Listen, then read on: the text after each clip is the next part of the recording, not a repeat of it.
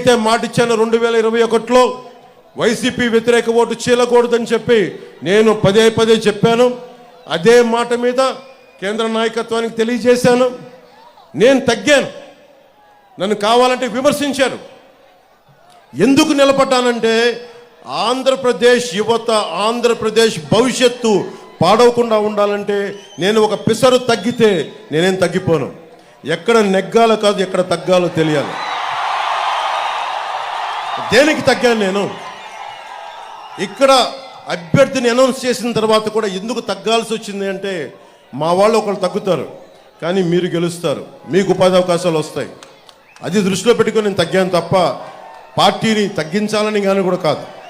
ఎందుకంటే 4 దశాబ్దాలుగా ఒడిదుడుకులు తీసుకున్న వ్యక్తి, ఆయన అనుభవం కావాలి. అలాగే నేను ఎక్కడ సమస్య ఉన్నా